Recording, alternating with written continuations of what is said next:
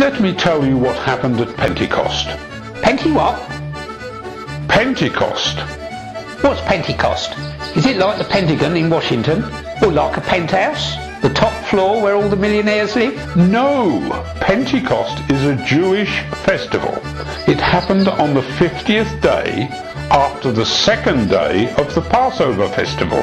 Why can't you just do it then? Do what? Just pass over it and get on with something else. Because today is a special day in the church and we need to look at what it means. Let me get on with it. The disciples were in the upper room praying and waiting for what Jesus had promised them. Then suddenly a great wind blew through the room and the flames came down. They were out of puff, were they? Who? The disciples. You said they were in an upper room. Did they get out of puff climbing the stairs so a great wind blew through? No, it was the Holy Spirit who came down on the church. Came down? Yes, came down. Came down to an upper room? You must have been very high up to start with, if it came down to an upper room. It came down from heaven, from God. Is God up, then? No, not exactly up. Is heaven up? It must be if something that came down from it came down. No, God isn't up and heaven isn't up.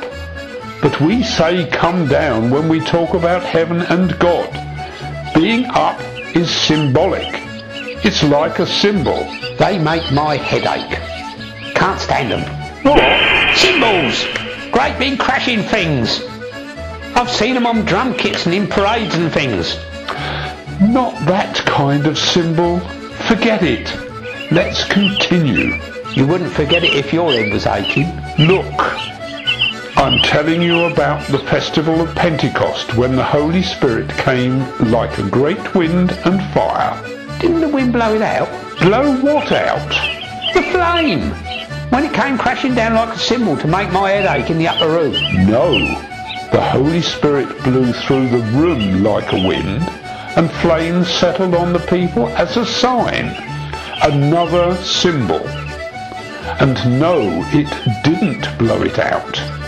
It was the Holy Spirit bringing all the gifts that the church needs to do the work of Jesus in the world.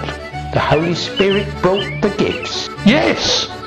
The gifts of the Holy Spirit like healing, prophecy, speaking in tongues, administration, and all those others. Was it Christmas then? If they got gifts? No, it wasn't Christmas. It was Pentecost. Was it like their birthday? Yes, it was. It was the birthday of the church. But why did God give gifts?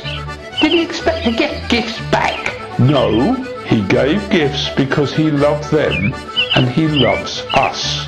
But he doesn't know us. He does. He knows everybody and everything and he still loves us. Does he love the one who crashed the cymbal and made my head ache? Yes. And does he love me? Yes. And her?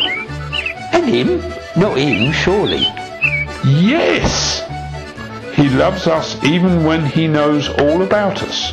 He loves everybody and knows everything. Does he know about the time when I... Yes. And he still loves you. And the time when... Yes. I don't believe it. Really? Yes. So, are we talking about God then? God. God? Up there? No. God out there. In his people. That's what Pentecost is. When we share in the work of Jesus, because his Holy Spirit gives us the gifts and the power. How can we get the power? Do you have to buy it? Like from the gas board? No, you can't buy it. You can't earn it. You only have to ask.